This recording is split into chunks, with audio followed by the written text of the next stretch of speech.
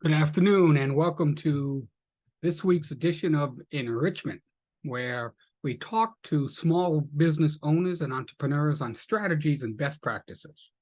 Although small businesses are often at a disadvantage when competing with bigger companies, they can have one advantage. They can always be smarter than the competition. So this week, our subject is horses' teeth. I'll explain. Straight from the horse's mouth. Once, that was a commonly used idiom, but in today's mostly horseless world, many aren't sure what it means.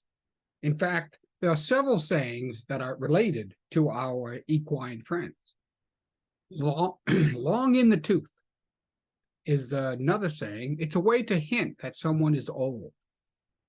That's because as horses age, their teeth continue to grow. Then there is the saying, don't look a gift horse in the mouth. Again, that's another reference to teeth. Essentially, if someone gives you a horse, it's probably getting along in years, but since it's free, just take it for what it's worth. As with the last two examples, the phrase straight from the horse's mouth means that if you want to know all about the age and health of the horse, look in its mouth yourself.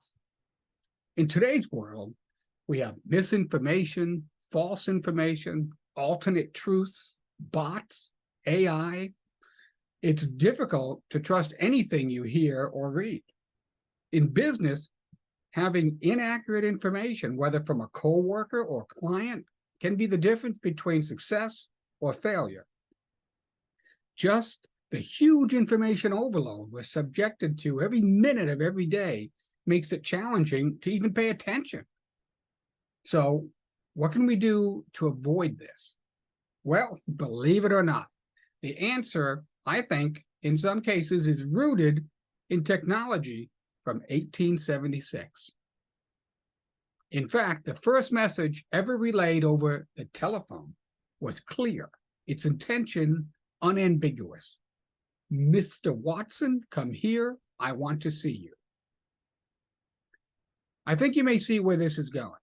With all the alternate means of communication at our disposal, we often forget about the archaic telephone.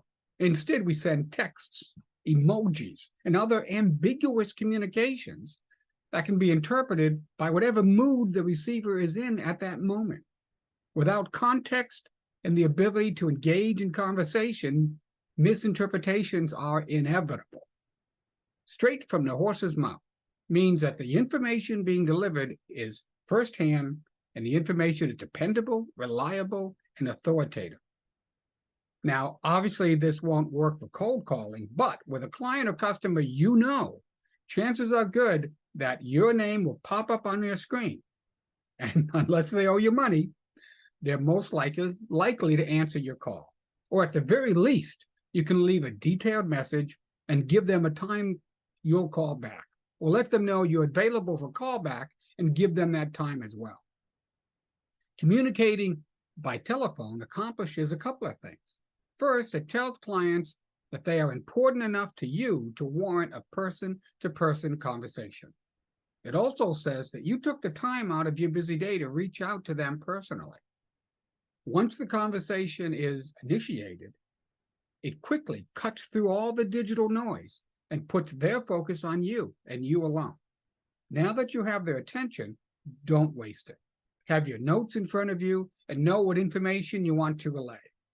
Let them know how much you appreciate them taking the time to answer your call, and let them know that you're aware of how busy they are and you won't take up too much of their time. If you're on the receiving end, assure them how much you appreciate them taking the time to call you. Finally, tell them you will follow up the conversation with an email and a brief synopsis of what you discussed, and then do it right away before your memory or theirs starts to fade.